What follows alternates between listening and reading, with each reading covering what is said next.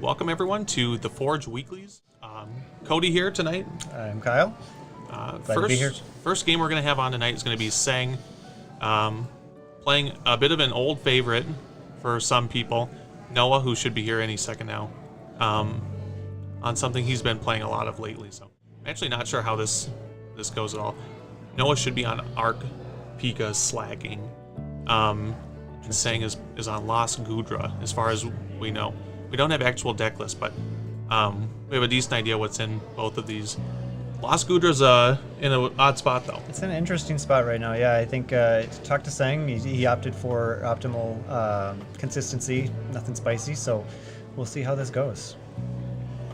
I think the most consistent thing that Gudra can do today is get one hit by Chen Pao's.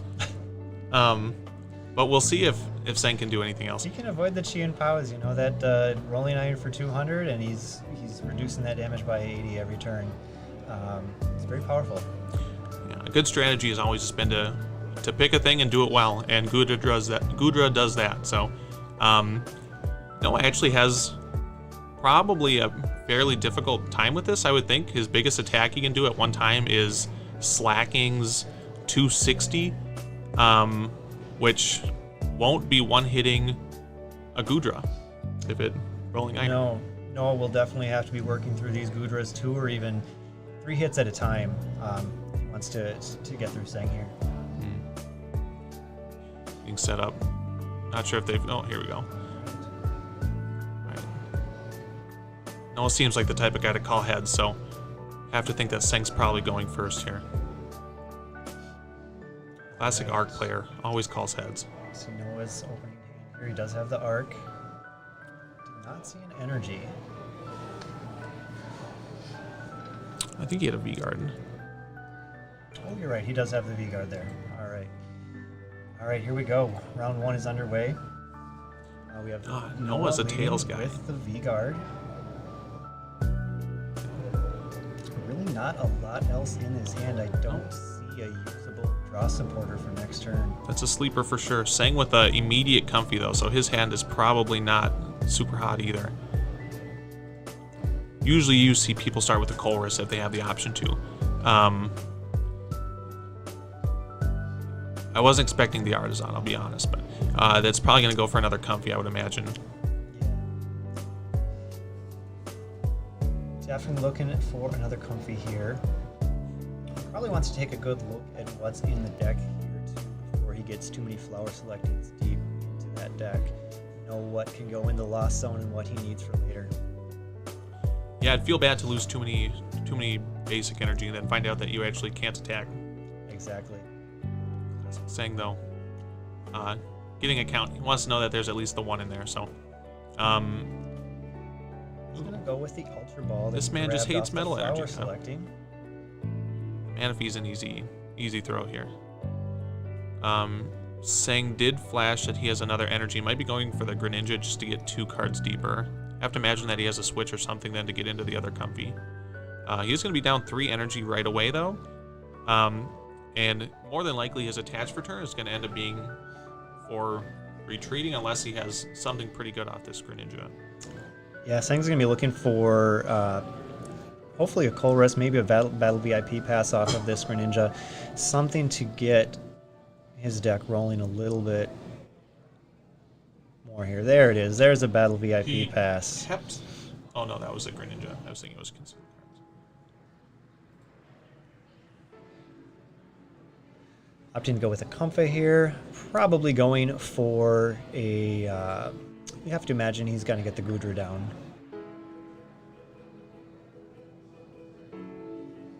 I don't know if you've been paying attention to Noah's hand on the other end, but it's not exciting. Not seeing a whole lot there. I see that Path to the Peak that can shut off the Greninja on Sang's and Boss's Orders, but really not a whole lot else. That Artisan is not going to be helping Noah out too much because most of his Pokemon do have a rule box. I don't know if you saw this, but Sang VIP didn't take a Gudra. He could think that Noah is possibly playing Duraludon and doesn't want to get into it too early, but you'd think he would still want to get it started. Yeah, you'd still want to get the Gudra down. Wonder if he's opting. He opted for the Comfey instead. Maybe really valuing that 110 damage on the Arceus. I suppose. Saying to get bailed out with that Jet energy on Comfey. Jet is definitely one of the best additions to any of the Lost Dragon decks recently. Lost Tina, I know, likes it a lot. I actually haven't played Goodra since Paldea's been out, so. But I imagine it likes it also. It has a colorless in its attack cost. Colorless energy, and you get basically 2 switches out of it. Great card for those dragon attackers that are going to need a colorless energy in many of their attack costs anyways. I do see the Goodra coming down.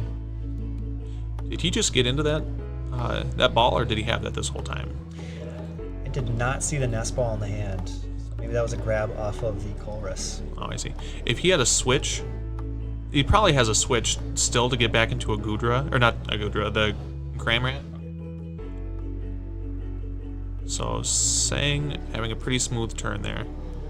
No, nothing off the top. This is looking ugly. I think at this point you gotta boss and pray. Boss the Goodra and hope that Sang misses a switching out. I don't know if you've ever prayed for Lost Box to not get a switch on turn 2, but you have to imagine Sang's holding at least one switch, some kind of switching out in his hand right now. Well, on the bright side, they only play like 10 or 12. If you can run him out of those, yeah. Yes. There's always a chance. Not looking good though here for so Noah gives the deck a quick shuffle. The Artisan does it allow him to search the deck. Nothing in there to grab. Like to see Noah at least bench something so Sang can't get a free switch with an escape rope. But it would have to be that Hawlucha. Oh, you could do both Hawlucha and the Alakazam. You have Alakazam. to bench at least one of them here. You think both, right? Otherwise, rope becomes a threat. And if he loses this Arceus on turn 2 without doing anything, then that is true. That's not a good spot. You see the Hawlucha coming down. That ability putting 10 damage or 1 damage counter on 2 bench Pokemon, and Path to the Peak replaces Artisan, and just a pass here from Noah. Yeah. So that double escape rope play that you mentioned is a threat here to knock out the Arceus. I would have liked to see the Alakazam come down. It is a little bit bigger, so Cram at least wouldn't be taking a prize on it immediately. But we'll see. Escape rope plus escape rope, or at this point it looks like he's going to be coercing again anyway. So it has to be double escape rope or just a switch on its own. That's always. Sure. We do see one escape rope there in the discard pile. I think I saw another one in the hand. Sang here going for the Colress. There is a switch and a gate. Chooses to Lost Zone the gate. I'm wondering if he has another one in the hand. Yeah, seeing a switch go to the discard shouldn't be, or not a switch, but a switching card. Definitely not good news for Noah. Should know that something is coming. Just have it here. He doesn't need the switches.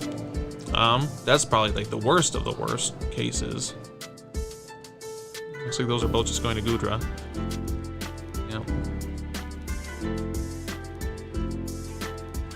Another energy and Evolve. Doesn't look like he has that available to him.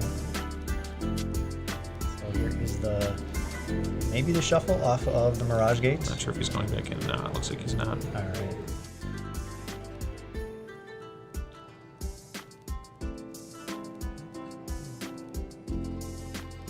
I have to think Sang has another way to get an energy in play here. He did opt to Lost Zone. Noah's calling it there. Oh, there it is. Don't blame him. That was an ugly one. You would think a deck that plays 4 of each ball, a couple Discovery, Lumineon that can get the Discovery. This probably can't be especially common. No, that is not something you see often from Arceus. You like to see the Arceus energy turn 1, but you gotta have something to follow it up with. Like you said, Lumineon, Ball Search, draw support or something, and Noah just doesn't have it there. You don't have to have a lot, but you do have to have something. We're gonna get Sang in here in just a second for a player's interview. We'll be right back.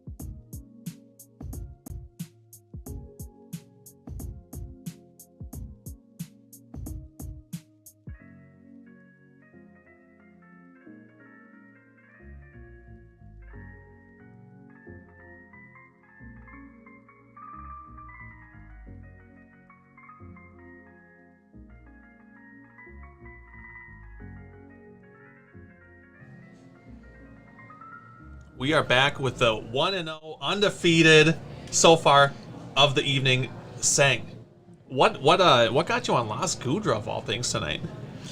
Well, I'm tired of Arceus. I'm tired of all the mirrors. Lost Box is fun, but why not go Lost Gudra?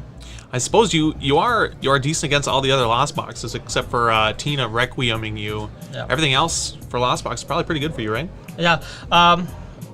Hoping that there's a lot of random Lugia decks around. I'm anticipating colorless Lugia tonight. But Arceus is good. Hoping for a lot of Arceus.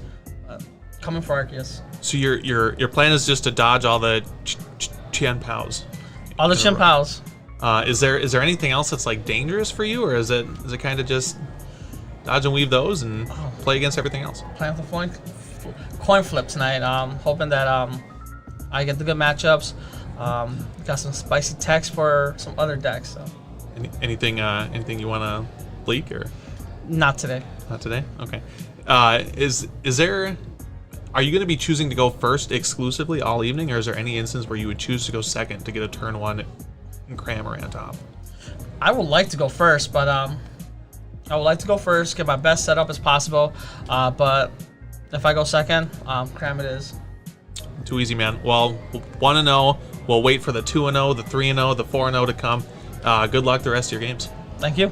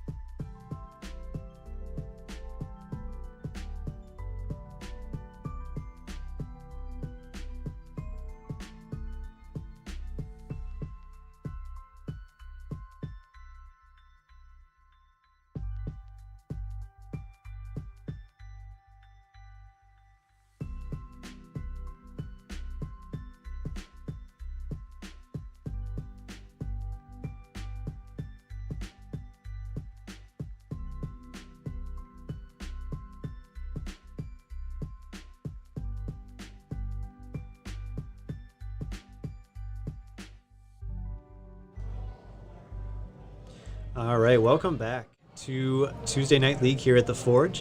Round 2 matchup here. We have MJ and Kevin shuffling up, setting up for their game here. I believe we have Jolteon VMAX and that Gardevoir EX deck that we've seen so much of. Cody, what do you make of this Jolteon VMAX deck? Jolteon seems like a blast from the past. I haven't seen that in a while. I actually got a chance to look through his deck list between rounds 1 and 2, and it's kind of spicy. Seems cool. Yeah, you have to imagine, I guess, probably a lot of search cards in there. Last time I remember seeing Jolteon VMAX, it was paired with that Inteleon engine that we no longer have in Standard. We do see a mulligan here from both sides, so both players will shuffle up and draw a fresh 7. Kevin, I'm not sure if he got any info from looking at the cards that MJ had there. Lightning Energy wouldn't make you think Jolteon VMAX immediately. That would not be my first thought either. No, maybe a Lost Box, Turbo Lost Box, something like that. Maybe Miraidon. Other than that, Jolteon VMAX would be quite a ways down the list. Miraidon is a friendly face though that's in this deck. You have to definitely think that's what MJ would like to start if he gets to pick. Not sure who's going first. Did you see them flip or anything? I did. I saw the flip. I do not know who's going first here. Let's see. What should be cool about this, Kevin has a pretty good opening I hand. do see that Mew from Kevin with the Battle VIP pass. That is close to close to best start you can hope for as Gardevoir there. If Kevin's going first, he actually has a pretty solid opening hand. Getting the Mew off the top, a couple energies here. That VIP pass, you have to assume, is going to go for Greninja and Ralts, most likely. So it's going to be getting pretty deep on this turn 1. Did see a Fog Crystal in that hand as well. Could be getting 2, maybe 3 Ralts down this first turn. Very strong opening from Gardevoir. MJ opened 2 Pokemon. I wonder what other Pokemon he would be playing that he would chance playing an Escape Rope around. But then again, he's aware that Kevin's playing Gardevoir at this point, you would think. So maybe he's just fine putting it down. All right, and here we go with start of round 2. All right, so do you see Kevin going first here? Level ball off the top, so he does have a lot of search. He is going to, let's see. You'd like to see him play the VIP first. Yeah, I would like to see the VIP first there. It is going to thin the deck by 2 cards. Opts to go for the Mysterious Tail and the Mew instead. Not punished. You didn't actually draw any basic Pokemon, but either way, you'd still like to watch it first because it could have gone for Greninja just to get those 2 cards deeper off the... Exactly, and we do see the switch off of the Mysterious Tail. Switch is not a super common card that you see in Guard either. I wonder what has him on that. Gonna go off on a tangent here, but it's a little tilting to watch people play these cards back to back because you do know that the VIP should be going for Greninja off the top here. If it's in the deck. Oh, look, yep, you just passed it here. Yeah. So you would like to watch that first. He takes a Zacian here. He actually has one of those in hand at the moment, too. So no Greninja going to be coming down. The Manaphy, though, this is why starting with 2 Pokemon, one in the active and one on the bench, gives some info to what a person could be doing. Not sure if Kevin's just going to go for Roar of the Sword here. We do just see a Roar of the Sword here, yeah. It's a little slow on the turn. So one Ralts down. If MJ can find an electric generator and switching out, that Magnezone V is very threatening right now. Yeah, that Manaphy will be a thing of the past if that's how this turn ends up You going could down. even you'd have a decision to make there between the Manaphy and the Ralts even. Only opting to get the single Ralts down. Oh, you're right. He can't. Yeah. The Manaphy has the lightning weakness there. And we do see 2 Jolteon V's coming down, using that Miraidon ability. Tandem Unit, one of the Yes. one of the better abilities on a basic EX that we've been introduced to so far. S-ball for 3 basically is what it can potentially become. Yes, that is helps those Miraidon decks to get set up, have really explosive turn 1, turn 2, and with this Jolteon in here, you're not going to be looking for as much energy as you would if you're trying to power up Miraidons turn after turn. That Jolteon does attack. Jolteon VMAX attacks for 2 lightning energy.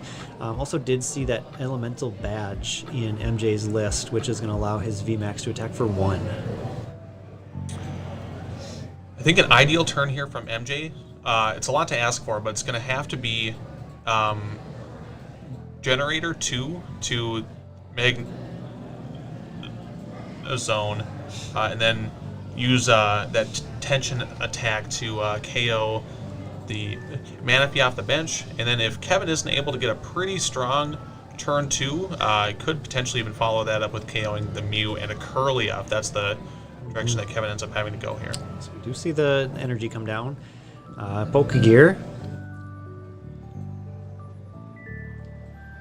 Just looking for that electric generator. He is going to need to hit 2 energy off of one of those, or play a couple of them and hit a single energy off of each one. Not sure if there's an ideal supporter you'd like to be hitting off this. There's a few cards in hand. Haven't been able to tell which is or what they are. It's barely off the screen here, but We do see that research off the Pokegear. That's going to give MJ a fresh hand of 7 cards, which hopefully going to find him an electric generator off of there. I feel like you have a few things competing in this Jolteon deck. You have the ability to attach tons of energy in addition to just your attachment for turn, but then you also have the tool that reduces the attack cost on Jolteon. I wonder if you're almost just better off committing one way or the other on that. The split is interesting. I do like the. I can see a case for both. If you're going to play the electric generators, those are going to get you the extra energy. Maybe you do opt to just run the choice belts, something like that. But with a split, it is harder to find. I did see MJ running that Arven card, which is going to grab him a tool. So he does that's play one a few option. different tools. You saw him put down the Earth and Stone on the Magnezone V, which if Kevin isn't careful, that can be a pretty devastating card, you would think, if he gets Indeed. too many rule boxes down.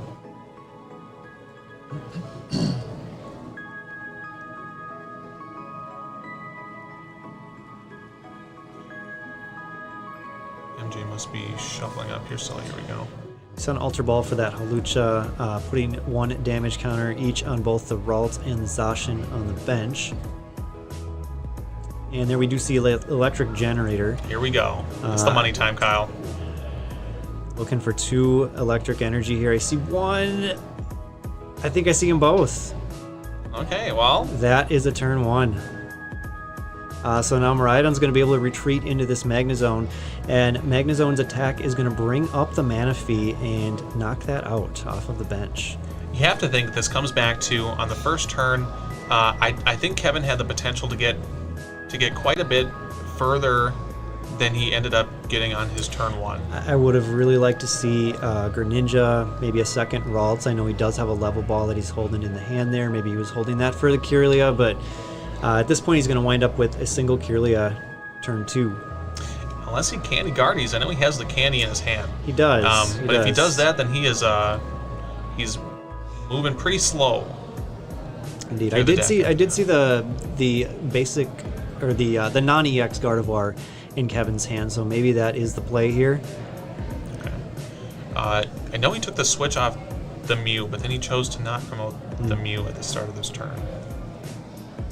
Yeah, you'd think that Mysterious Tail is too good not to use it, especially with the switch in the hand.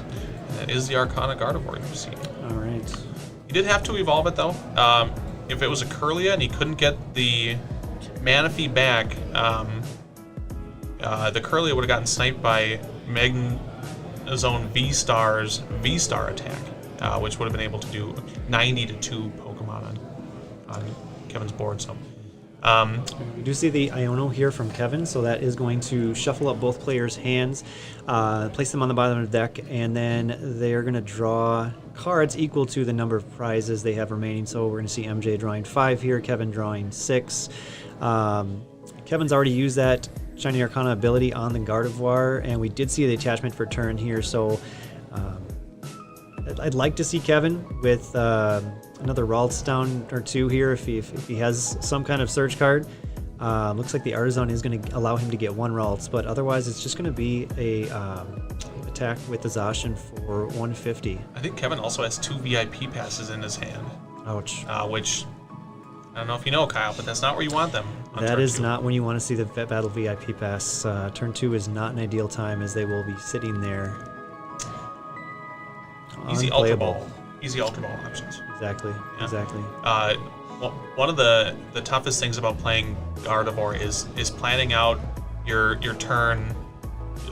turns in advance, and we know now that Kevin has no basic energy in his discard pile, and the big draw to playing Gardevoir is that you can get all the basic psychic energies from your discard pile back into play. So if you don't have any in your discard pile, you have to think that you're kind of behind the ball. Yeah, we did see at least 2 of those go to the bottom of the deck with the Iono. That switch card he grabbed off the Mew was not played.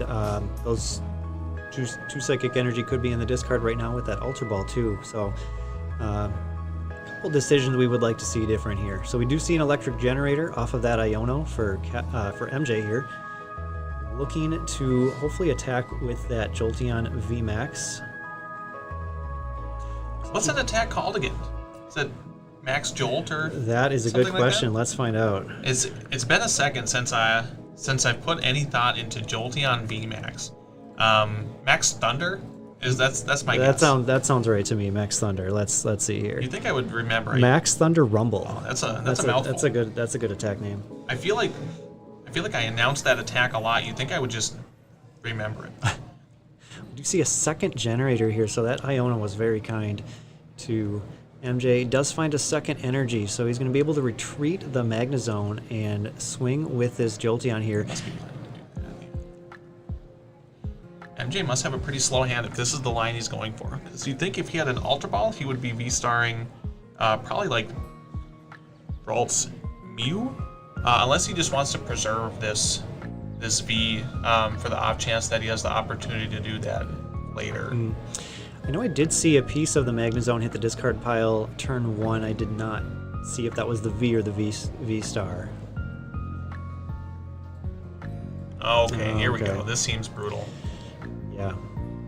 So now that's good. The escape rope is going to allow him to preserve that energy on the Magnezone V, and he's going to be able to do that Max Thunder Rumble. Still a mouthful. It is a mouthful. 100 damage to the active Pokemon, and then 100 damage to one of the bench, and he is going to man. combine that with the Judge. It's not looking good. Prior to looking at MJ's deck list, I would have bet the family dog that he played Radiant Alakazam, but he doesn't. He plays Radiant Greninja. Yeah, and you had a chance to he's talk ultimate. to him. He said he needed the Greninja for consistency, and so far it's paying off. He's done everything he wants to do. He did hit that Magnezone V's attack turn 1 to take care of the Manaphy, and now he's in a place to take 2 prizes if he chooses to on the Mew and the Ralts, opting to deal with the Zacian V later. He does have to have damage on the bench though for whatever he attacks. You're right. Yep. So As so for he'll Alakazam, be I thought swinging in. for sure it was in there. Sure. But even still, setting up the damage on this Gardevoir doesn't seem like the worst thing in the world. No, because that never Gardevoir attack. is not going to be able to take any more psychic energy. If he hits it for 100 damage, it's going to be sitting at 110 damage, only eligible for 1 psychic energy off of the Gardevoir Gardevoir EX. Does still get to draw him 2 every turn, but it's like you'd also like to be able to deal 300 damage if you. Seems good. If given the Seems good, opportunity. Cody. All right, so he has to go with the 100 damage on the Zacian V. I can get behind that. It's gonna be at 110 though now, so another max Thunder Rumble is actually not going to KO it, but it means also that Kevin can't put any extra damage on it, or else then it would. But 150 times 2 is 300, and that happens to be just enough to KO a Jolteon VMAX. Probably not the math that Kevin was thinking about doing today. I cannot imagine that Kevin showed up today with Gardevoir, wondering how he's going to be able to two-shot this Jolteon VMAX. We do see the Greninja come down here from Kevin.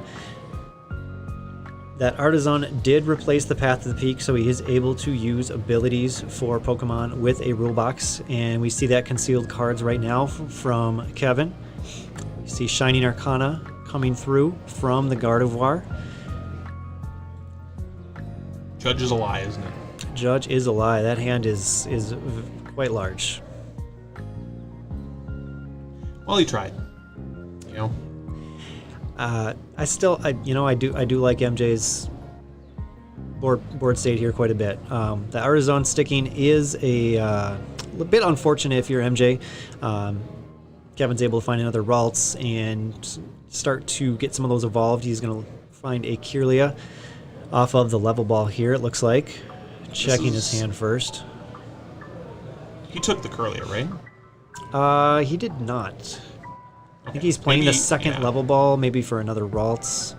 Okay, there it is. Okay, Yeah. I understand.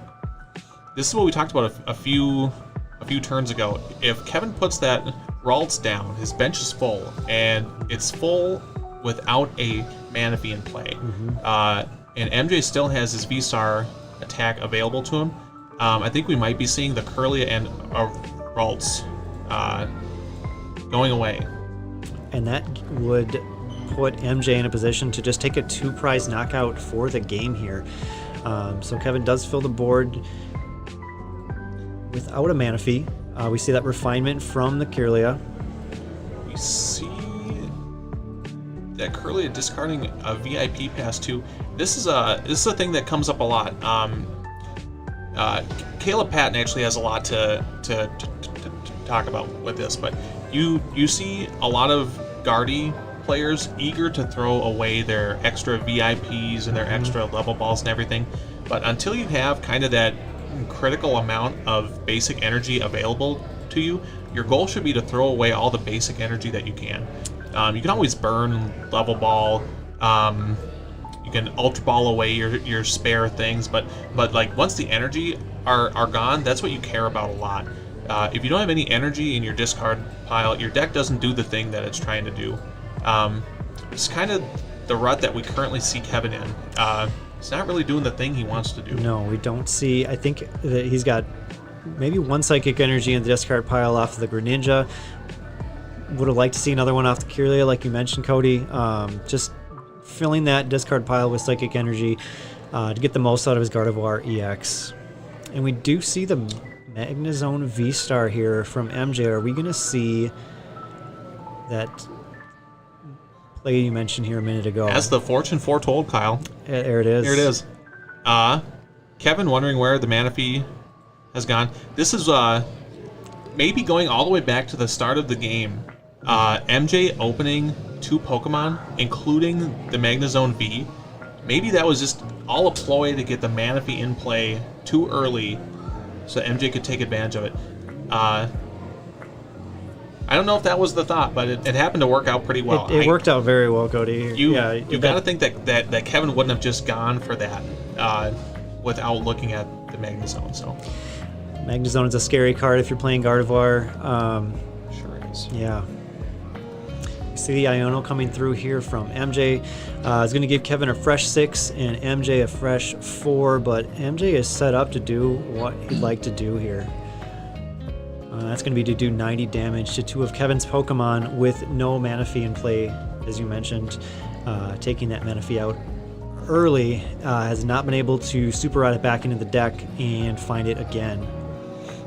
As tempting as you would think it would be to KO the Guardy and the Kirlia, I would like to see MJ ideally KO Kirlia and Ralts, because that Guardy that's down, I mean, yeah, it draws 2 every turn, but it really is not doing a lot else. We did see MJ commit an attachment for turn to Magnezone here. Oh, he's actually... Oh, okay, he's just doing the attack with it. So he's kind of gambling on Kevin not being able to get a Guardia. I didn't expect that, but that attack does get 2 item cards out of your deck. I'm not sure exactly what he would be taking. Probably something like an escape rope to force things to the bench. Okay, Rod. Sure. Yeah. You know, the items are good, but I really would have liked to see that V-Star attack come through here from Magnezone, because then you put yourself in a position where you just need that 2 prize knockout on the Zacian. Yeah. Kevin 2 now has a pretty narrow opening, but there is an opening where if he can go Guardy EX to KO the Magnezone in the active, and Iono MJ down to 2. Those 2 cards that he just took off that attack are actually gone. So, and Guardy does typically play for Iono. So, yeah, definitely Guardy, you want to to set your opponent down here, and we do see the Temple. Not going to do a whole lot other than bump the Lost City on MJ's side.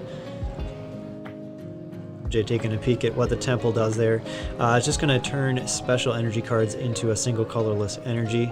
Kevin committing to the Iono here. He curlied away his only supporter, so he is Iono or bust right now. He does not have one in the hand. That is not a Guardy EX, but we shall see. We do see the what can Ultra Ball happen. there. Could have seen the Ultra Ball come through for the Guardy EX. Would have wanted to see this Arcana before. Here is the Iono, so he does have the Iono play, but And the Guardy EX now. he does have the Guardy EX. No candy in hand that we can tell. But the Guardy EX would have been pretty good because it would have been able to take this KO and get something powered up the following turn to be able to one-hit KO the Jolteon that MJ would be forced to be attacking with. Presumably, at least. If it's his only attacker, he would probably be attacking with.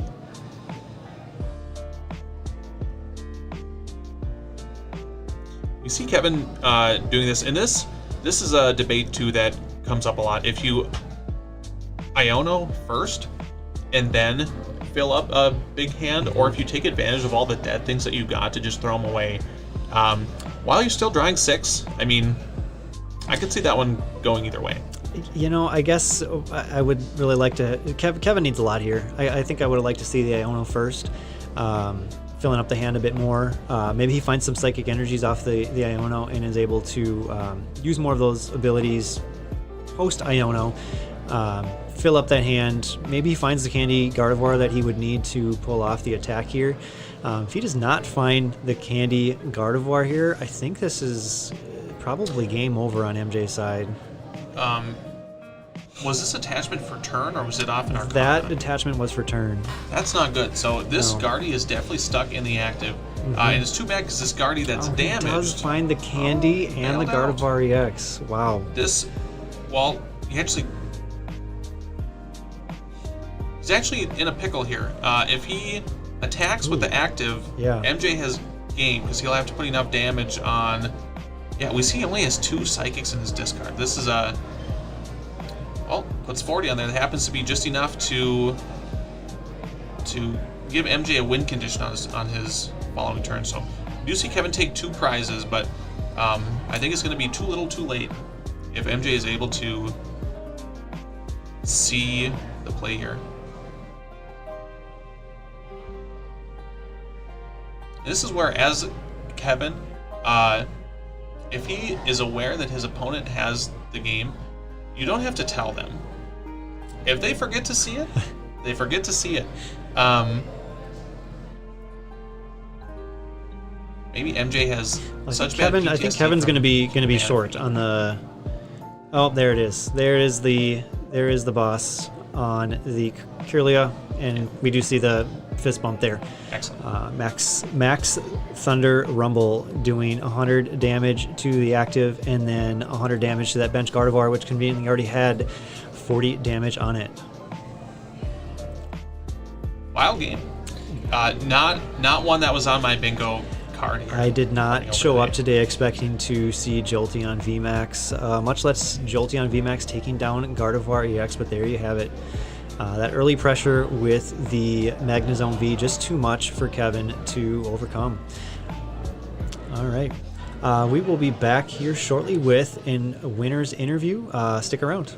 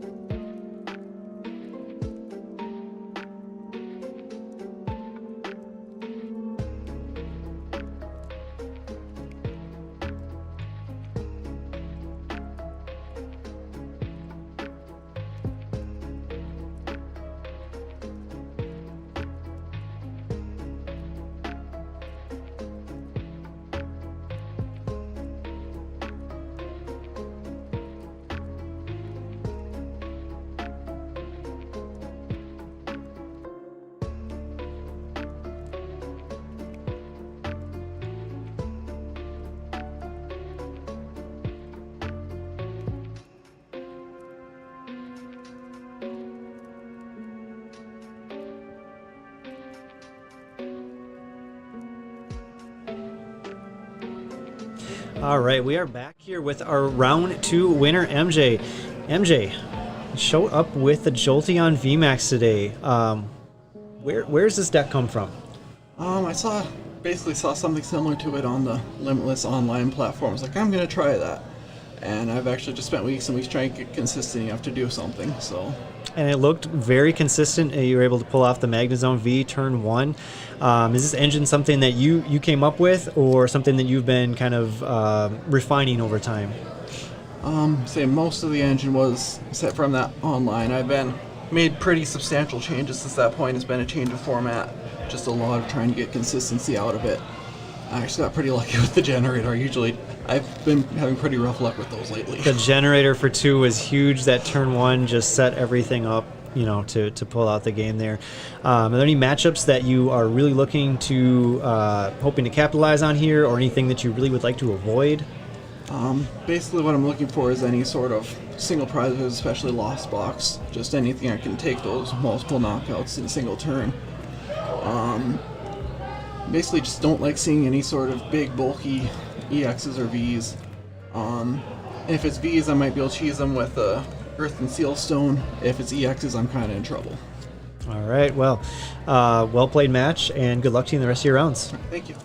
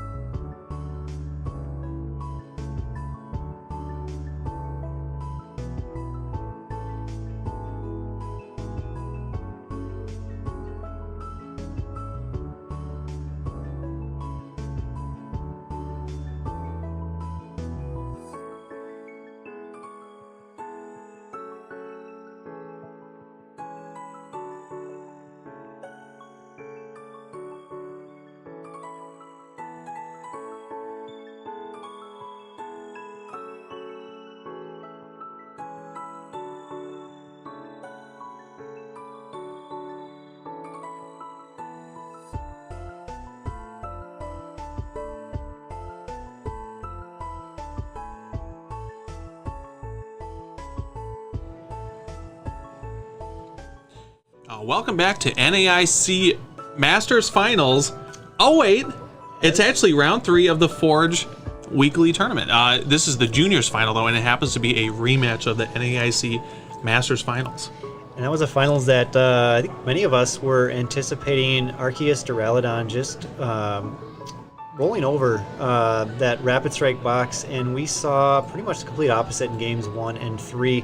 Let's see what these guys can make of it here. We have Marco playing that Rapid Strike box with the Inteleon VMAX, Rapid Strike Urshifu VMAX, and then things like that Radiant Alakazam to move damage around, and the Medicham V to potentially get an extra turn here. Corinne playing the Arceus with Duraludon and I believe Umbreon as alternate attackers as well. Saw Marco shuffle his deck, but he actually has a Battle VIP pass set. I have to think he's going to want to play. Let's see. At this point, also see that Forest Seal Stone. you would assume that they know what each other's playing. So you saw that basic attachment come down pretty fast. Yeah, I guess I don't have any problems with that. You have to think that Marco is going to want to get a turn 2 Rapid Flow off if it's possible. Actually, not Rapid Flow, the other one. Gale Thrust. Gale Thrust. Yes. Oh yeah, We do you see know the he's going Battle for it VIP for sure. grabbing the Remoraid and an Urshifu V. I'd like to see that Forest Seal Stone come down onto one of the Vs as well, just kind of protect him against an early game Iono. But this is a pretty close to ideal setup here for Marco, as you mentioned, getting that manual basic energy attachment on Inteleon V as well. You know that he has no problems with his opening here. He's very satisfied with that. Would have liked to watch the Forest come down, but just because Arc decks typically don't play a lot for tool removal. Alright, do you see that Adventurer's Discovery in Corinne's hand? I don't see another supporter, so I think that has to be the go here. Would have really liked to see the double turbo energy, just not in the opening hand, so Corinne will not be able to Trinity charge here. Early pass through the deck, we see a Box of Disaster. Not an insignificant card by any means. Keep an eye out as she passes through. I know she has an Arc V in her hand, so she might. This might take a V-Star out of deck. I don't know if there was a V-Star in her hand. But if we see this take a V-Star, then so there's 2 Box of Disasters. No single strike energy though with Umbreon VMAX. So there must be an Arc V-Star available and a supporter that's not Discovery. Otherwise, you would have probably watched the Lumineon get taken here. Lumineon is a pretty convenient target, just because it guarantees you playing the game the following turn.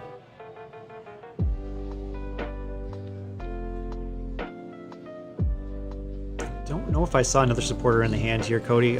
Maybe a Boss's Orders, but I don't think I saw a draw supporter. And it's just off camera there. Depending on how Marco plays this turn out, do want to see this Arc V come down if she's got it. Definitely thought she had one, but all right. So depending on how this turn goes down, if Marco decides to play that Escape Rope, or throw it away, either way here, that's actually the only switch card that this deck typically plays. A very off chance win condition could come up if Corinne decides to boss trap the Radiant Alakazam turn 2. That she's got the boss, she's got dark energy, she has both. That could be something that you watch come up turn 2, and I mean, it would effectively end the game. There's nothing happening after that. There's not. No, at that point, that Umbreon V's attack is just going to keep that Radiant Alakazam active, and Marco has no way out of it. Marco slamming that Escape Rope right away, deciding that the Gale Thrust was not what he wanted to do this turn. Let's see. He forest sealed for the Octillery, and Octillery now has obviously a lot of targets. Any Rapid Strike card looks like he's going for the Rapid Strike Energy. Let's see what direction this is going to go at this point. Does still have the Professor's Research. Yeah, we do see the Professor's Research in hand there. It does still need to shuffle the deck. Uh-oh. All right. Oh, there we go. Good. Ryan must have Good saw catch it. there. Ryan, of course, is the judge down at the Forge. As far as I know, Ryan is pretty new to Pokemon, but he is definitely doing definitely doing a lot for the community down here at the Forge, and over at Triple Diamond also. He's judging over there. I know on I think it's Wednesdays that their league goes. Lots of good things coming from both stores, so good to have. Yeah, this is a involved great judges. turnout here for Tuesday Night League. So we A lot see of the options in the hand, see but the no. research. We do see the Tower of Waters. I don't know if I see a whole lot else. No, I think what I would have liked to watch this turn would have been just research and get a way to KO the Arc V that was in the active. Yeah. Gale Thrust on that Arceus V is really strong, as we saw, as you mentioned, in the NAIC Masters Division Finals, winning Cyrus Davis that Game 3 in very quick fashion.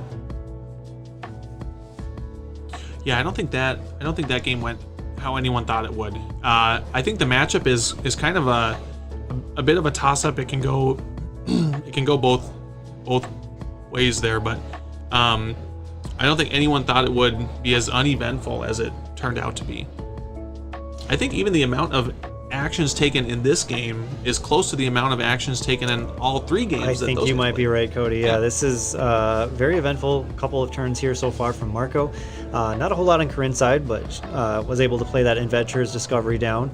And we see the first attack on that Urshifu V, which I believe is a strafe attack. It does get to leave the active, which again is kind of scary because if you have your optimal turn 2 as Corinne, going to be an Arc V-Star in the active, and Arc V-Star is weak to fighting, so that Urshifu V-Max, if that ends up coming down, will be able to one-hit KO the Arc V-Star if everything goes kind of the way that you would expect at this point. So we do see Corinne opt to evolve the Duraludon V into Duraludon VMAX, boss on to the Urshifu V, and I don't know if there's a whole lot else in the hand there. I thought there was a judge. It looks like, Sorry, that's what we're that debating. was not a boss. That was the Umbreon VMAX. Using that ability. I have to think the judge is going to come down. Is that a double turbo? Must be double. Well, or a choice belt. I actually can't tell what it was. So that judge is coming down. We're going to see both players shuffle in and draw 4. I do like this a lot. Judging before you V-Star. I feel like this debate comes up periodically, and I think I can speak for both of us. We're big advocates of judging before V-Star. Judge first. You got to see what you have in that hand of 4 first. And then with that knowledge, you can grab what you need that you did or did not get off of the judge. Judge is going to get you 4 cards. Arceus V-Star's Starbirth ability going to grab you 2 more cards. Nice to have all the knowledge you can possibly have before making that decision. Oh, yeah. We'll see if we have the double turbo here for Corinne. That's going to be the big one. The other big one, if she has Hawlucha, Alakazam, Switch, something like that, she could get the one-hit KO on this Urshifu V. That is a lot to ask for. More than 2 cards also, so Arc V-Star is very good, but it does only get to pick 2 cards out of the deck, not 4 or 5. Did she just pass? She did pass with access to Starbirth still. That is unfortunate.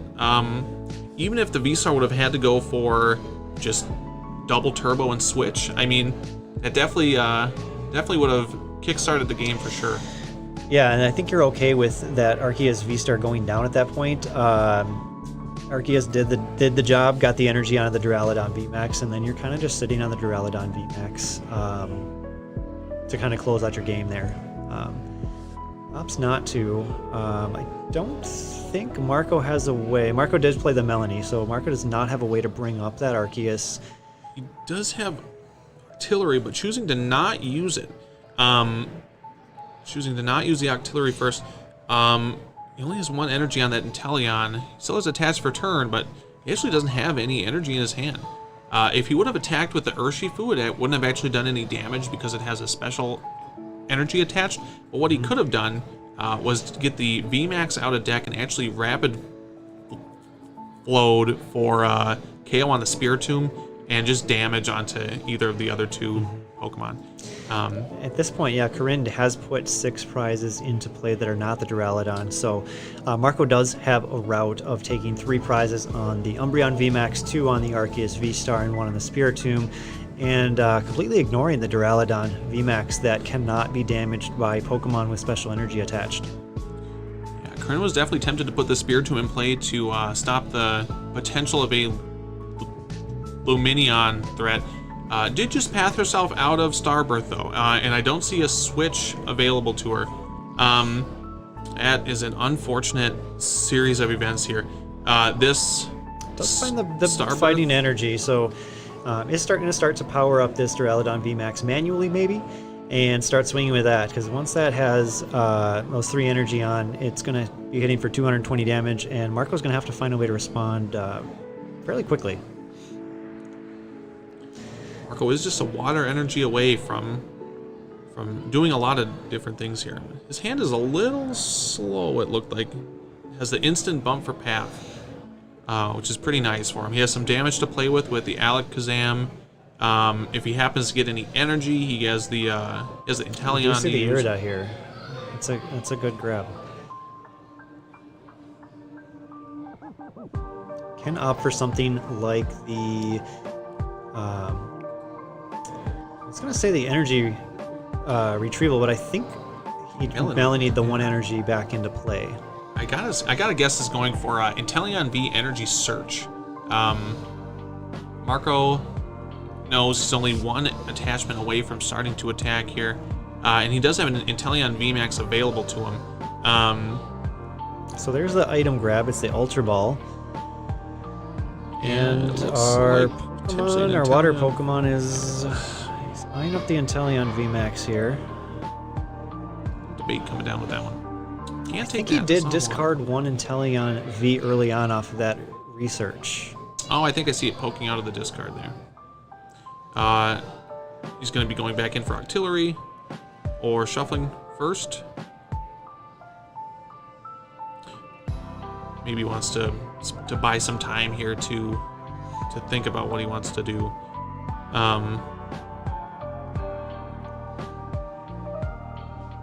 Debating what's up here. Oh, he does have an Inteleon V in his hand as well as the Inteleon VMAX.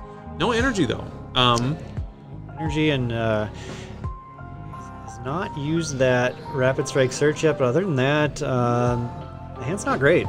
Could see Rapid Strike Search go for a Rapid Strike Energy, but then he actually won't be doing any damage to Duraludon VMAX with his attack.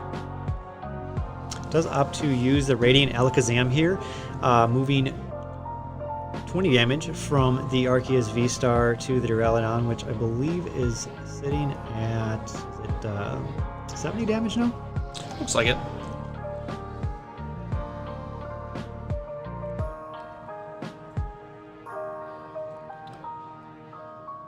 This is a spot that I feel like we see come up in juniors periodically as kids this age are kind of starting to like get into math and reading a little bit differently. Some different different trends kind of pop up in juniors games like this, and I would like to be able to get into Marco's brain here and just point out that Spiritomb is a 60 HP 1 prize Pokemon, and that you know that, looks like we have a discussion going on at the table, that 60 HP 1 prize Pokemon is an easy prize to take, and you know that Arc V-Star is going to be active again eventually this game. Yes. So 1 prize plus 2 prize plus 3 prize, That's the game. He was quick to drop a stadium to bump the path last turn too, but it would have been almost better for him if he just left the path and played to turn off the Duraludon VMAX and just get some damage in while you can. Inteleon's up. Inteleon's not getting one hit. You already have the Cheryl available to you, or he did. Yeah, that's an interesting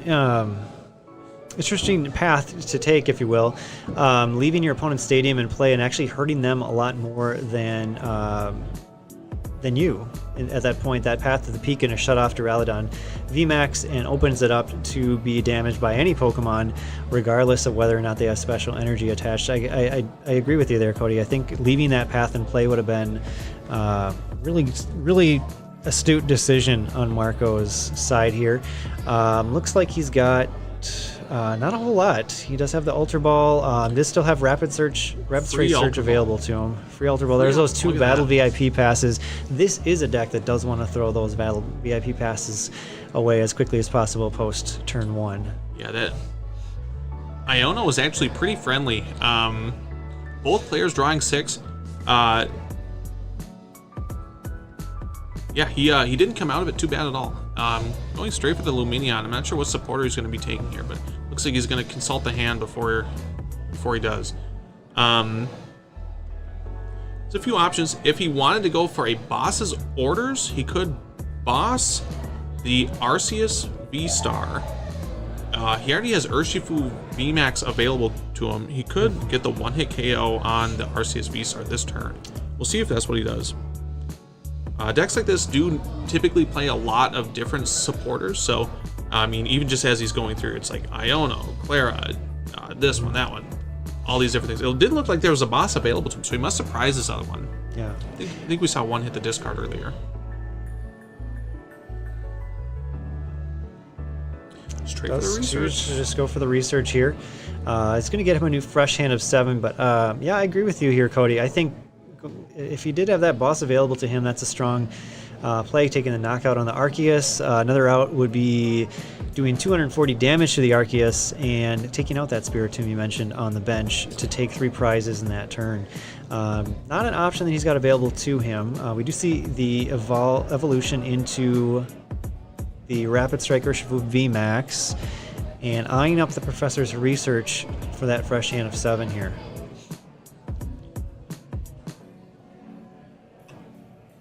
I wonder if he evolves both.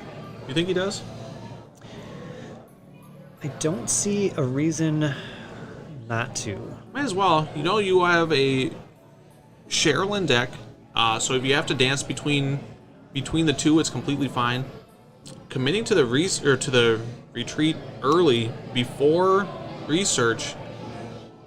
This has to be for he's actually gonna hold the research. I think if you liked the hand, he shouldn't have been able to grab the research off that Lumineon with the Spiritomb in play. Oh,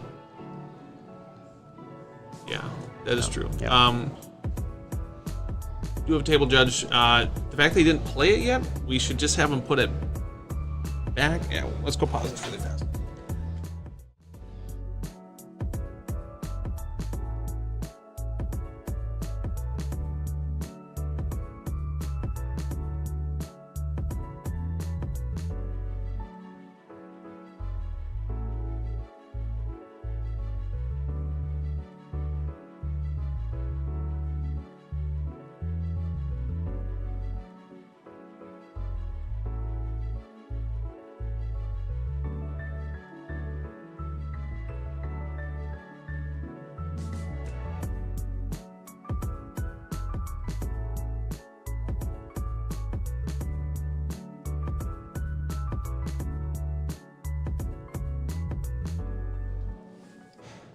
Alright, so it looks like we did get that resolved. Professor's research going to be shuffled back in for the Lumineon since it is not able to use its Luminous Sign ability with the Spiritomb V in play that was in play prior to the G-Max Rapid Flow from the Rapid Strike Urshifu VMAX.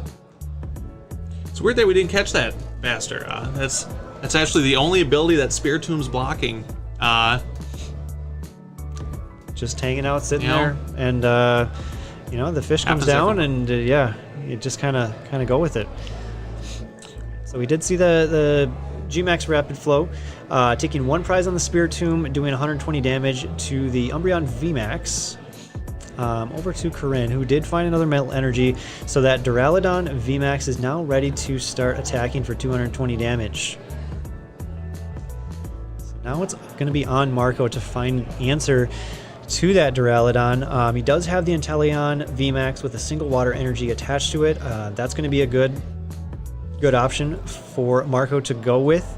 It's the only way for Marco to be able to do damage to that Duraludon VMAX, aside from things like the Inteleon VMAX ability and the Radiant Alakazam.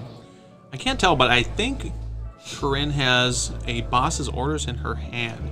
If she does, I would, or that might be a Box of Disaster. I can't quite tell. It must, yeah. Oh yeah, it's a box for sure.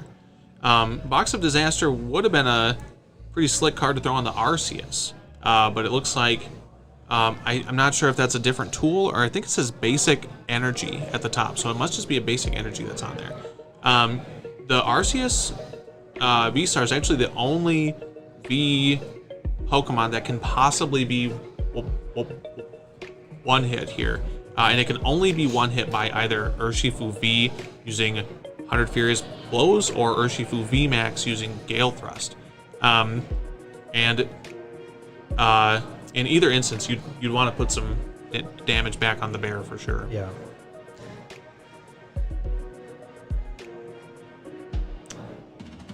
Yeah, Cody, I do just see the 2 basic energy on the Arceus, so I think the Box of Disaster on the Arceus V-Star prior to the Iono there would have been a good play.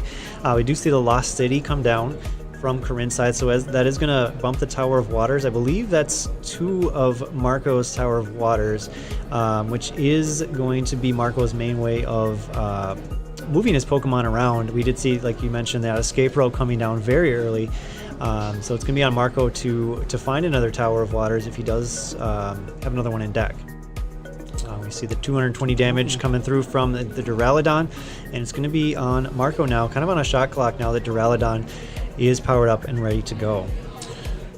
220 is a lot, and it does set up the math for a 2-hit KO if you want the second attack to be from an Arc V-Star, which I would personally like Corinne to just get in there and get busy with it. I mean, you get all these energies out, you get all your attackers powered up. At that point, you play almost your entire game off the board. You almost don't want to ever draw any energy after you're powered up. It turns all of your top decks into balls that can become either like Umbreon VMAX or Adventure's Discovery, which can become Umbreon VMAX, which is basically a boss's orders. That's what you want to draw for turn. Drawing energy for turn almost always feels bad after turn 2.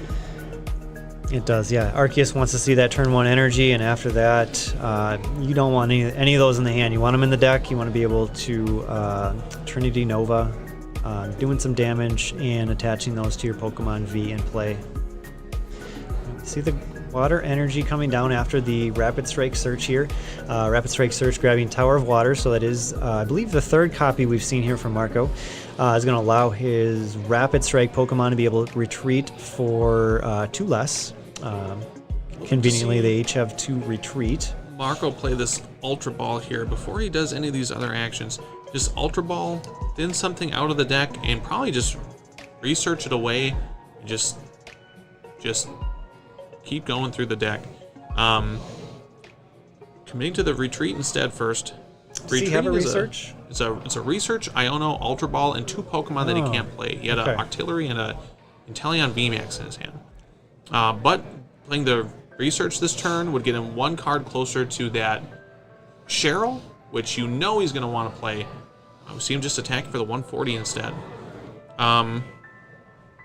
This does open the door for Corinne here. You got to think she's pretty scared of getting one hit by Urshifu. And Corinne does still have the Starbirth ability available to her, I believe, right? That's correct. You'd really if you see a switch boss here, taking 3 prizes on the Urshifu VMAX, then your path is pretty clear. You've got a couple 2 prizers on board on Marco's side, and 1 prizers. You can really just go 3-2-1 on the prizes, and there's your prize mapping. Debating this attachment to the Arceus. This makes it look like he's going. Makes it look like we're going to be going for Arceus, but possibly not. We're back on the Arceus train here. A lot of times, Arc D-Don players, if they don't Starbirth turn 2, it's almost like they forget they're able to. It's like almost always turn 2, you need to get either like a double turbo energy or a switch or something just to play. And after that, you kind of just play with what you got. Just see the manual retreat here from the Duraludon. Gotta think she's just forgetting about the V-Star. That's gotta be it, Cody. It's easy for us here sitting and looking. We can see the mat. We can see the V-Star marker there. No pressure on us. No pressure on us. There's a lot going through their heads there, though. So I believe we are going to see the Trinity Nova here. There's a nest ball in hand, though. If Corinne has the energy available, we would like to see her set up an additional Duraludon VMAX. At this point, the one that's in play is actually just one Inteleon VMAX attack away from getting KO'd. It's several turns away from getting KO'd by Alakazam, but you still don't want to just give that option away. Looks like there's Dark. Can't see what other energy she reached for here. So I saw just a Dark. Dark energy going down on the Umbreon VMAX. Okay. Might have a double turbo in hand. Umbreon VMAX actually really isn't a bad attacker. The 1-2 punch from that and Arc V-Star does 2-hit KO. Every Pokemon in the game that I can think of, this 200 plus 140 is enough to KO anything, including, conveniently, Inteleon VMAX and Urshifu VMAX. So if that's the path we have to go, I think Corinne would be just fine with that. So, because is Marco still holding that other Rapid Strike Urshifu VMAX? Can Gale Thrust here with the clean Rapid Strike Urshifu VMAX, and then you're looking at a 330 HP Pokemon with no damage on it, and it's quite scary. You know that he still has the Cheryl in deck too. Ideally, we're going to be as efficient with these Ultra Balls as possible. If his plan is to research at the end, he has Pokemon in his deck that he just doesn't care about. There's Urshifu. We do see the other Urshifu VMAX. The plan is to research after this by taking all those Pokemon in the deck that you don't care about ever drawing and just throwing them away. That's kind of the best thing that you can do with those Ultra Balls. That's right, Cody. Yeah, you can use that first Ultra Ball, find a Pokemon you're not going to need, and then use the second Ultra Ball just carding that Pokemon. Gets cards you don't want out of your deck and leaves you with just those cards you do want in your deck. We see the Inteleon VMAX ability coming through here, putting 2 damage counters on 2 bench Pokemon. Looks like it's going to be Radiant Alakazam and Umbreon VMAX. And we see the retreat, which is going to be free with the Tower of Waters. But yeah, once again, before the research here, assuming that Marco does want to play that research. Is he holding the research again? He might be. So Corinne's got to think that he's got like no playable cards in hand, but Marco is just being sneaky about it. He's actually got a very playable hand. He's just playing it slow. Yeah, playing the long game here. Corinne, of course, paying to retreat last turn couldn't have felt good. She's now stuck with just the Umbreon that's pretty heavily damaged as her only attacking option this turn. Also had to attach for turn 2 to attack, so not going to allow her to start to power up that Duraludon VMAX again, assuming that she has energy to do so. Only a single Dark energy was grabbed off of that Trinity Nova last turn. Did attach 3 basics to the Arc V-Star and 3 basics to the Duraludon V and now 1 dark to the Umbreon. So that's That's a lot of 7 basic energy. of the probably 10 or 9 basic energies that she has available. That's a lot of them. Looks like there's a couple in hand here too, but not enough to get a Duraludon up and swinging. How crazy would it be for Marco to top deck the Cheryl here? I think this would be the biggest value Cheryl of all time. That would be pretty crazy, Cody. Yeah, we're looking at healing. Wow. Yeah. Hundreds of damage. Yeah. Like almost 600 damage. That's a lot of damage. I don't know if Marco's going to need it here. Even... It is too bad that Kryn didn't have a supporter to play. Like a boss would have been pretty. Boss would have been pretty very, nice very there. good. Take out that Urshifu VMAX on the bench. See that time might have been called here too. Oh, there is a Cheryl. He did top deck. No way. What a call. All right. That's gonna be a. Oh, and he has a additional escape rope. So he's playing 2 escape ropes. So my thought on that turn 2 of winning the game immediately wouldn't have worked out as well as I would have thought. This escape rope. This is an important decision off this escape rope here.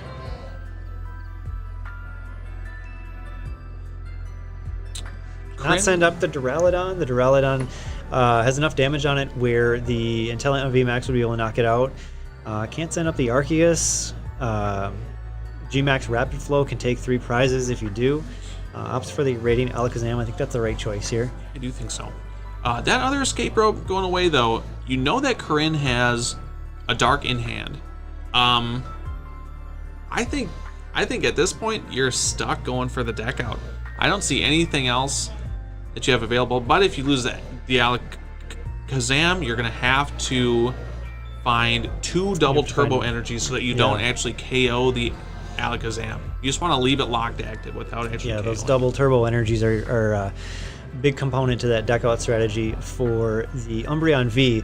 If you're doing damage to that Pokemon, you're eventually going to knock it out, but if you are just locking it into the active without doing any damage, you are going to be able to deck out your opponent. Marco probably correctly deciding to just draw a bunch of cards instead of play the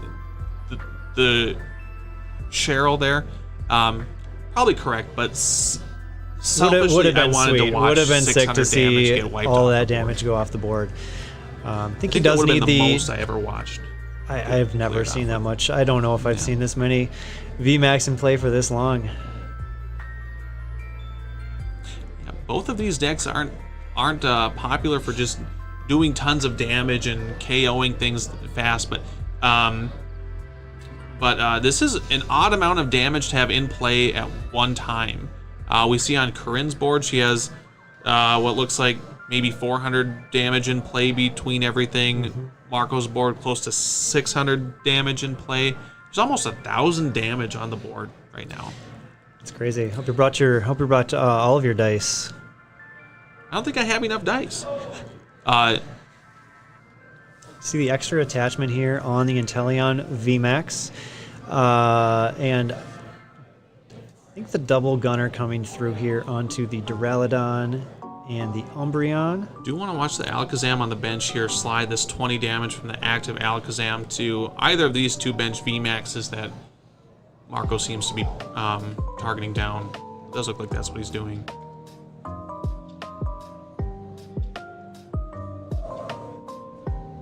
So that Duraludon on the bench now sitting at, is it 230?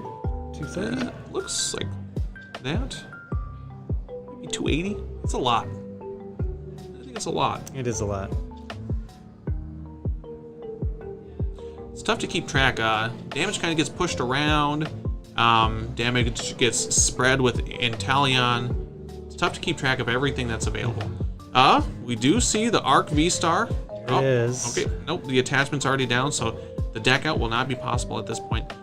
And I don't think there's... Oh, there is the Starbirth. The- We have been waiting all the game for turn that 12 Starbirth Starbirth. ability. Is there a card that gets Corinne out of this? I can't think. I mean, if she plays a Super Rod, you're going to want some of those energy back in the deck. But you can't attack with the Arceus at this point because the Arceus has 2 prizes, and Marco's sitting at just two prizes remaining here. Her deck was back barely too far where I couldn't look at it, but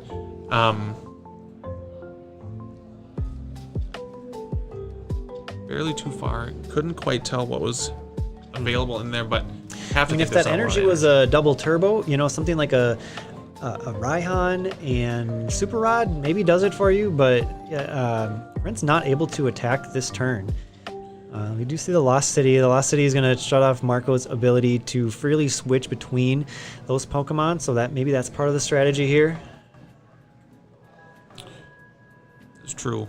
We just see the knockout with the Umbreon VMAX onto the Inteleon VMAX, taking 3 prizes. Umbreon VMAX is not weak to fighting. It is not. I believe grass weakness. So that Umbreon VMAX can take a hit from the Urshifu VMAX. Corinne puts herself in a position to just take 3 prizes on the either Urshifu VMAX that's damaged on the bench here. So we'll see if Marco is able to respond. Marco's got to be low on stadiums too at this point. I would have almost liked to watch him push the Octillery up in the chance that he is actually out of stadiums. Corinne KOing Octillery for 1 prize would not win her the game. But at this point, if Marco ends up having to leave this Urshifu VMAX in the active, Corinne actually has game right now. Yeah. We'll see if that ends up being what let's happens. see, Looks like what he's going is in for the the- Octillery first. Have to think that Marco's gonna. You gotta hope try there's to another Iono stadium in there. I low know or we have something. seen three of the Tower of Waters come down already. You gotta hope there's a 4th one in there because, as you mentioned, those 2 escape ropes are both gone. I'm gonna check the prizes here with the Swing Heavy Ball. Neither one's super important. There is a Rapid Strike energy. Worst case, I haven't been keeping track of those, but he might have one of There's those one in- left. the if he one in the hasn't had to hand, I pay to believe. retreat. Okay, but if he has to pay to retreat into the other Urshifu to use Gale Thrust Gale is Thrust? not enough at this point. I don't think. not enough, and that other Urshifu is also damaged. So the 1-2 punch from, I think that one was hit by the Duraludon, but the 1-2 punch between these VMAX, it does KO. Yeah, the one has everything. a 200, the other has 220. Either one of them goes down to the Umbreon. Must we be do going in see with the Octillery. Octillery here. It's like Echo Horn, VMAX, and Karina's Focus are the only options. Karina's Focus would draw him a couple cards. I don't know if he was able to play out anything. Does he have a Melanie in the hand here? I didn't think so.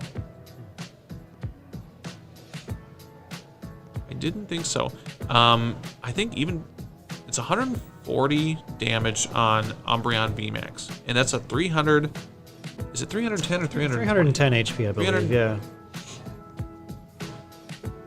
I wonder if there's any math that can be done with the Alakazam that's going to fix anything here. So Alakazam could move those 2 damage counters from the Duraludon to the Umbreon. That puts you at 160. That would be enough for a Gale Thrust to do it.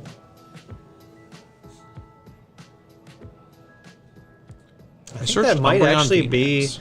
the play here. If Radiant Alakazam moves 2 damage counters from the Duraludon to the Umbreon, Marco does have the attachment and then the retreat with the Gale Thrust. Does he see it? He's got the Rapid Strike energy attached to that VMAX there. Does pay to retreat. Umbreon does have 310 HP, so this Gale Thrust is not enough with 150. But if he uses the Radiant Alakazam here to move those 2 damage counters from the Duraludon to the Urshifu, that is enough. He's eyeing up that Alakazam. Does he see it? I think he's too caught up in the Duraludon. A lot of times when you're playing against decks like this, and you get caught up in one small part of the deck, which in this instance, you think, oh, I can't do any damage to Duraludon with this special energy. You end up kind of almost like a tunnel thinking vision. about the wrong thing. Yeah.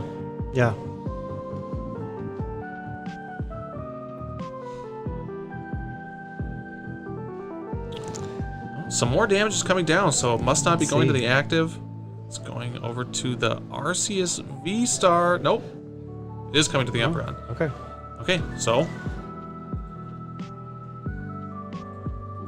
Marco did the math, learned it was enough. Unless he just attacked and he forgot to use the I think Alakazam. he did forget to No use the way. Alakazam. Oh, that is such a heartbreaker. So that is 290 damage on the Umbreon. I think Corinne just has to draw for turn. And I think at that point, it's tough to tell with these dice. You know, I back in our day, we had D6s. You had to do It's a your lot easier to count multiplication pips, tables Cody. by sixes. It is a lot easier to count pips. Small numbers like this, my old eyes just can't quite do it. I don't know what the numbers on there are because the damage gets pushed all around. Your eyes are old, mine are ancient. I'm looking at a you got at least 120 times 2 on the Umbreon plus the third die on there. I think that's a 50. So I think we are looking at 290 damage on the Umbreon Oh, I'm talking about the Urshifu. or Urshifu. I do not know how much damage that Urshifu has. Well, hopefully what, at least 150, because that's how much this Arc V-Star has to do. And I think Corinne stole that game. I think Marco forgetting Wow. about the Alakazam. I think that's what got him. That You know what? That cost you at the end there. You just tunnel vision in and you forget about your abilities, even though you're using them many turns. And a lot of times you're using that Alakazam to move the damage to the Duraludon. That play to move it off of the Duraludon onto the Umbreon just didn't come to Marco there. It's a lot to think about. It is. It is. It's a very intricate deck to play, and as we saw, did really well in the Masters division, NAIC. Didn't see a huge presence in either of the younger divisions, maybe for a reason. Probably important to point out, we did watch one player do well, and it happens to be one very good player at that. The deck is not easy to play at all. It is not. There's a lot of exactly moving just a pieces. pick up and play deck. A lot of moving pieces. That's sure. All right. Well, thank you for joining us here for round 3. We'll be back with one more round of action here at the Forge for Tuesday Night League. Corinne definitely not, you think?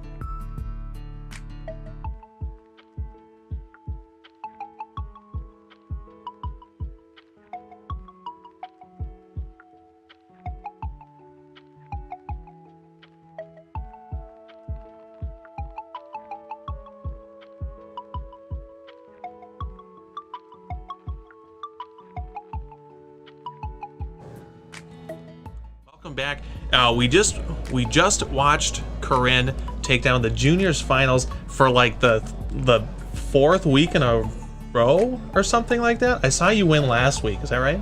Yeah. Were you playing a different deck last week or the same deck? I was playing Miraidon. Miraidon. Do you try to play a different deck every week? No. You kind of pick a deck that you like and stick with it? So I started with Miraidon, but I like go to like challenges, and then I was showing up to a lot, so people kind of modified to like beat the Miraidon. People can't keep losing to Corinne. They're like, all right, I gotta play a fighting Pokemon in here. I gotta do something, and you're like, well, if you're gonna play that way, I'm just gonna pick a different deck. Yeah, so I decided to go with this. Makes sense. We watched a lot of turns go on in that game. There was a point where Marco, your opponent, had like a bajillion damage in play, and before he drew for turn, I made the comment, wouldn't it be crazy if he top decked the Cheryl for turn? And then he did, but he couldn't play it because the rest of his cards really didn't get him anything. If he had played it and wiped all that damage from the whole game away, what would you have done? I don't really know. You'd have probably been kind of sad. You're like, oh man, I spent like 10 turns getting all this damage into play, and you just deleted it. We watched at the start, you manually powered up a Duraludon. It looked like so you didn't have to have the Arc V-Star in the active. Were you doing that because you were afraid of getting one hit KO'd by the Urshifu VMAX? Kind of, but it was also getting hard for me to get it up. So that also happened there. Between us, did you forget that you had V-Star until the turn that you I V-Starred? did. You know, okay, so Kyle and I were talking about this. I feel like I always forget that I can arc V-Star any turn of the game. I just always do it turn 2, but it's like if you don't do it turn 2, you forget that you can even do it. And you kept it for a long time. I was like, you know what? I think she probably forgot that she can still do it. There's no text on the card. You have to do it turn 2. But then you finally did it. It looked like you took a double turbo and something else. I couldn't tell what the other card was. I think it might have been an Arceus V. No, not an Arceus V. I don't remember exactly. But they were the winning cards either way, right? One of them was. Okay. I don't remember what it was, but I remember one helped me. The other one was just taken because I had to take something. You do have to take 2. You can't fail it.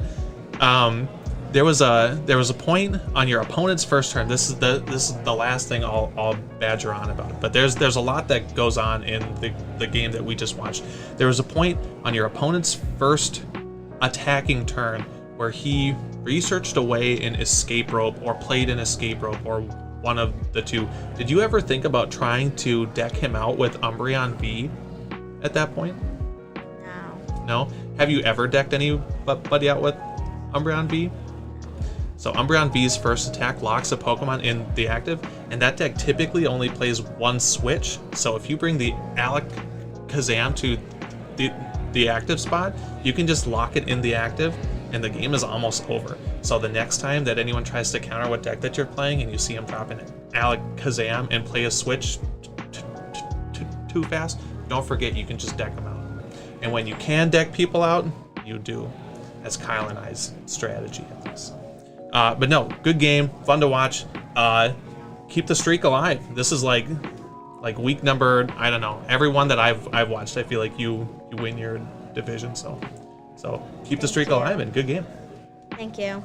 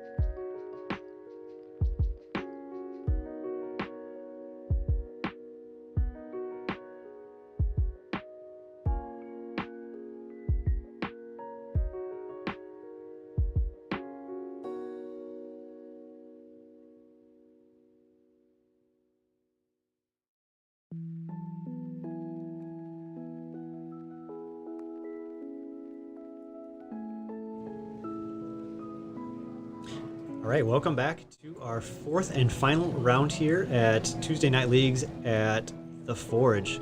We have Oscar and Seng here in our Masters Division finals. Oscar on that Rapid Strike box that we saw in the last round, and Seng, as we saw playing in round 1, the Hisuian Gudra V-Star with the Lost Box engine. I think this has potential to be a bit of a strange one. So typically, Rapid Strike Box is pretty happy to be playing against Lost Box. But if Seng is able to get to a position where he's lone Gudra or Gudra without a lot else, Oscar really doesn't do any damage to him.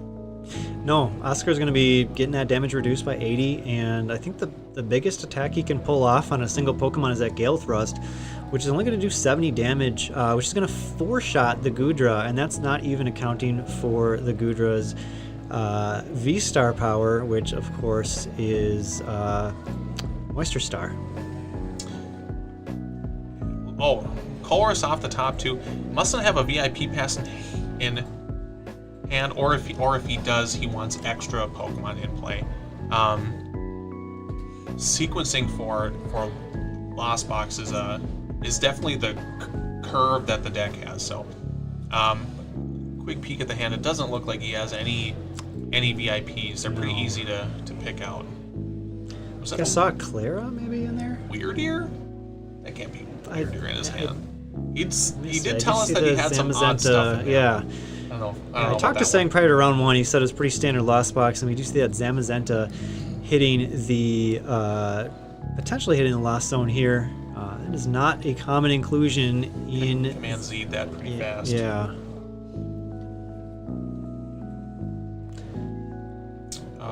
Zamazenta is too big to be one hit by any of the attackers in this deck. Also, of course, unless you account for any of the ways to push damage around that the deck has, which there are a lot. There are many ways to put damage around, whether it be the Inteleon VMAX ability or that Radiant Alakazam to move 2 damage counters from one of Seng's Pokemon to another.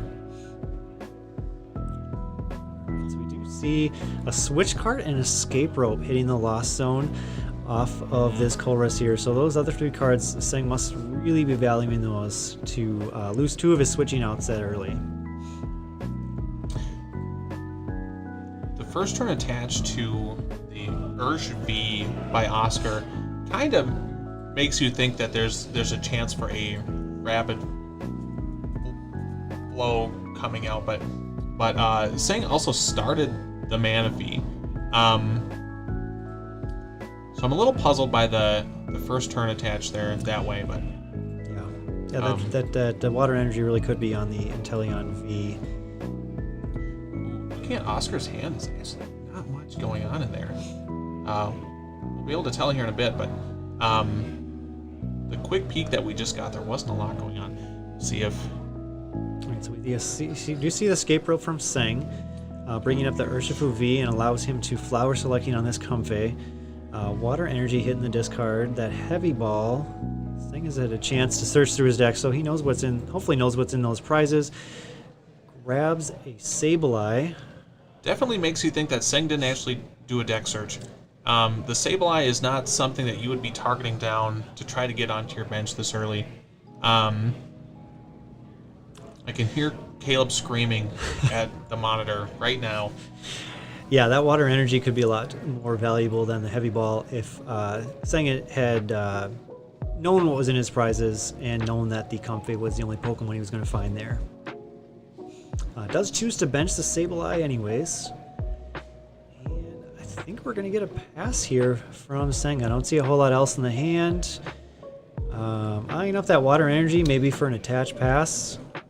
Gotta think that he was at least debating retreating into Sableye to pass there. There is now he's got no Comfey available to him. Yeah. Even with just that Rapid Strike energy, Oscar is going to be able to 100 Furious Blows the Comfey, which is enough for the knockout there. And like you said, Cody, really not a whole lot else going on for Seng. No Comfey to promote on the bench. He's got to hope that he's got a second Colress experiment in the hand to follow up that one from the first turn. the only target in the deck that Oscar had for this stadium here was actually the second Remoraid. And he didn't want to bench it, but you see good players typically taking advantage of things like this. He got an extra way to peek through the deck. He knows that he doesn't have a lot of options available, so he wanted to at least find out what he could be looking for. And he didn't exactly get bailed out by that prize, but he is attacking, so that's really all he can ask for. Now, Seng, you're able to see if he was going to attach to retreat into probably the Sableye, he would have been able to promote the Comfy that turn. He would have actually gotten 2 flower selectings off this turn. We do see that Colress experiment, so Seng is able to look at 5 fresh cards and get 2 more in the Lost Zone. That double battle VIP pass off the Colress. You'd love to see it, Cody. Seeing the Jet attached to the Comfy and then the Colress played immediately following it, though, sequencing on that's a little debatable. That is questionable. That is questionable. That Colress experiment, though, you see those battle VIP passes after turn 1. That's an easy target. Yeah, I guess if I were Seng, I would like to see Seng hold the Jet energy until you have all that information, right? You talk about that, wanting to have all the information before you commit things like your attachment for the turn, make your retreat, do anything like that. The choice on the flower selecting here, not as easy as it was in the Colress. Being forced there now to retreat into that Comfy, might have had different plays if he had Colressed first. Yes. Definitely would have had different plays if he had retreated into Sableye the turn prior, because he would have been able to open with that Comfy this turn. But Very true. here nor there at this point. No, he's Seng. We see Seng eyeing up that Zamazenta. Opts not to put it down. I think maybe deciding that Oscar's got a chance to take 6 single prize knockouts if he does put that Zamazenta down.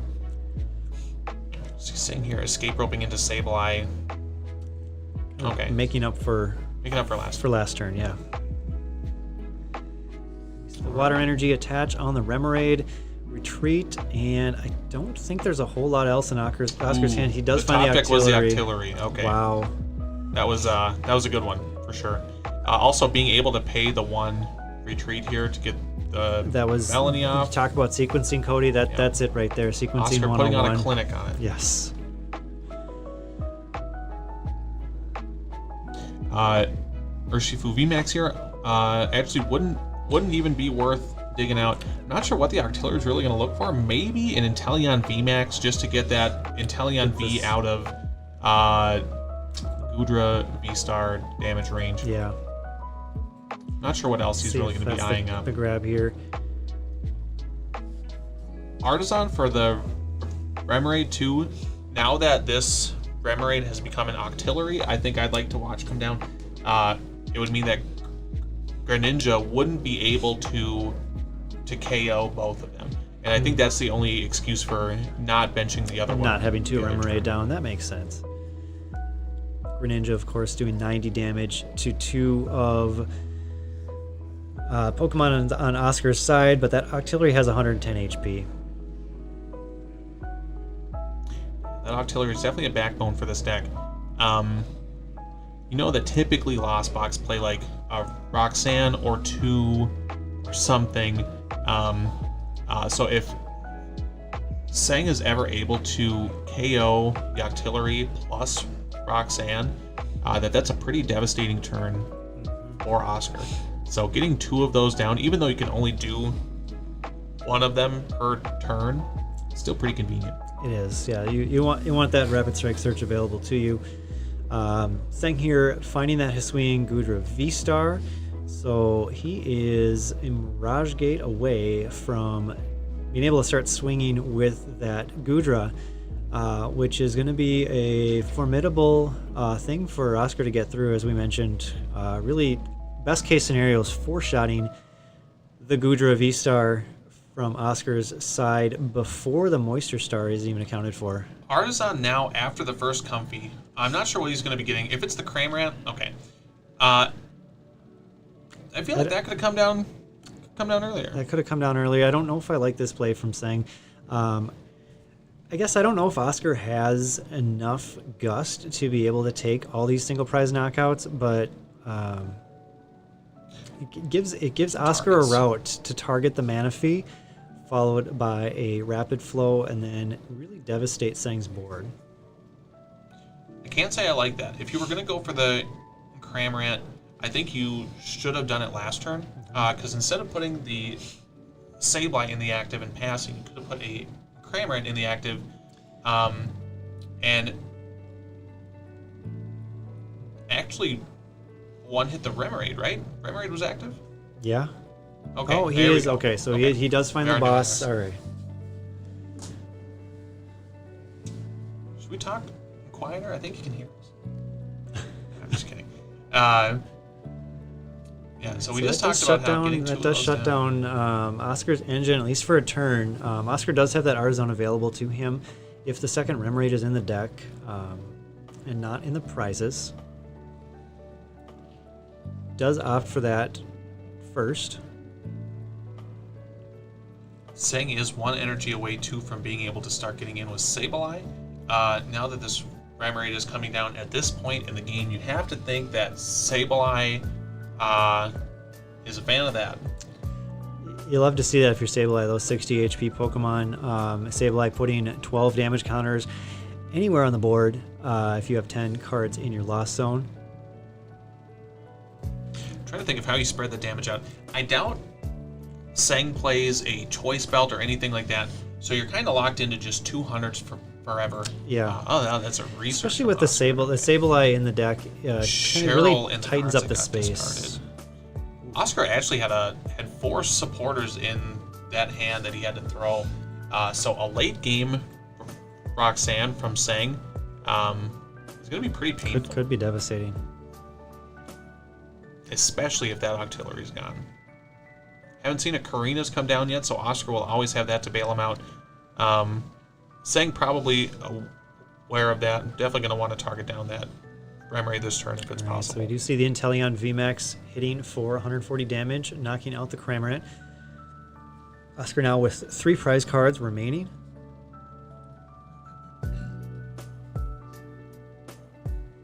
Ours on here, gotta go for Sableye. You'd imagine. Floated Does he something play pretty 2 fast. Sableye though? I know I saw one hit the. He does play the second There it Sableye. is. There it is. Okay. Checking for Psychic Energy. I did. Oh, there's one right at the top. So, Rod. I don't see any basic energy in his discard pile. I see a So couple in those Lost Zone. 3 water energies in the Lost Zone. That could be huge if any of those are prized.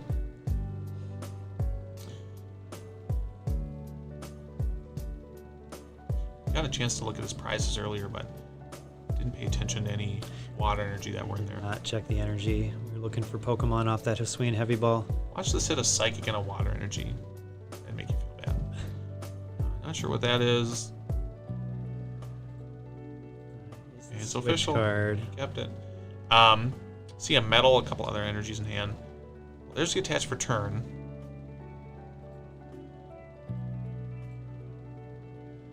Okay. Might just be gating for 1 energy here unless we have the rod. Oh, We have no. the Raihan. Raihan. So Raihan this is can going to have to grab go the for gate. Yeah. Gate is going to allow him to grab the Psychic for the Sableye, and they're a metal for Goodra. So Goodra has only 1 energy from attacking. Sableye is going to take out this Remoraid here, which again is going to shut off Oscar's engine. Oscar doesn't really need a whole lot. He does have a lot. He has energy on his VMAXs in play.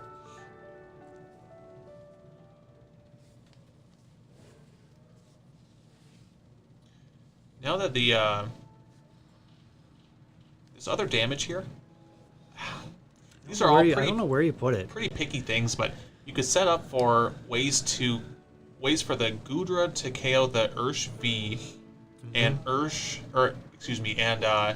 Gudra plus Cramorant to KO Inteleon V maxes. But Looks like you're what still- you're looks talking like about what some Sang pretty is far stuff. looks like what Sang was choosing to do here, putting 20 damage on the Urshifu V and 40 on the Inteleon V Max. Oscar opting to double gunner onto the Manaphy and the Cramorant. Energy Search and a second double gunner.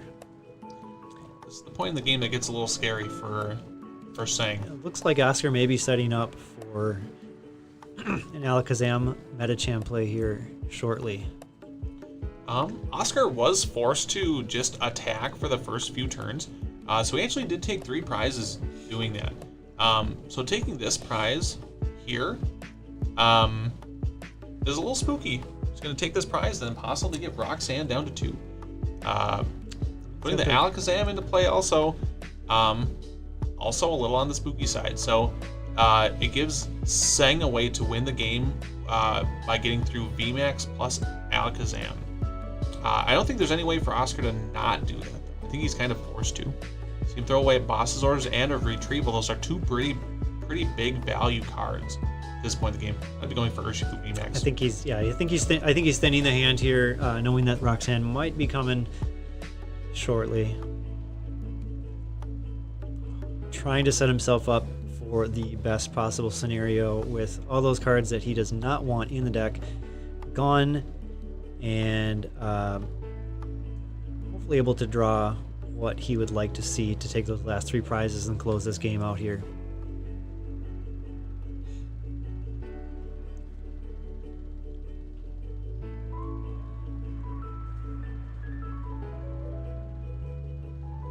He drew no energy.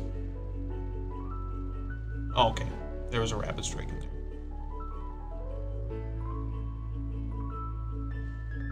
So he's actually not going to be able to get the Medicham play. No, there was he was 4 able to games. Okay, there was Alakazam 4 onto games. the. So he smartly just puts 10 here from the Comfey to the Manaphy. I think the Comfey should still have 40 damage. 2 prizes this turn, though. Doesn't look like it's happening. Oh, wait. He can just Rapid Flow. Yeah. Oh. This feels like playing all these cards first. Writing is definitely on the wall. Came here to play some Pokemon. Oscar wants to play those cards. And he wants to take an extra prize. Choosing I to see. take 2 prizes here. All of Sang's single prizers, ignoring the Gudra. Sang, I feel like, could have played that game a little bit cleaner and set up to get a lone Gudra towards the I end. think that's what I would have been looking for, is that just the lone Gudra play and forcing Oscar to get through 1 Gudra. As we saw, he didn't have to get through a single Gudra en route One to Gudra 6 is a prizes. 1 Gudra's a lot. It's taking damage and then healing all that damage off with Moisture Star. All right, we'll get Oscar in here for a post-game interview here. We'll be back in just a minute.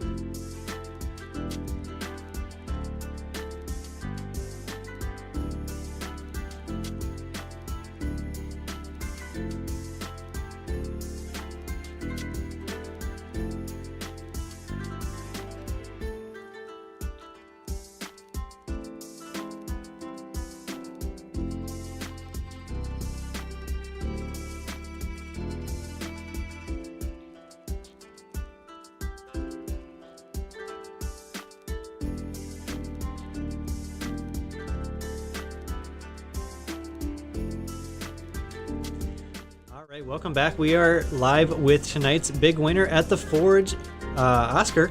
Oscar, Rapid Strike box. It's a fun deck to play when it works. And it certainly was working that last round against Sang. You were able to take some early prizes. Not an ideal opening hand, but you made it work.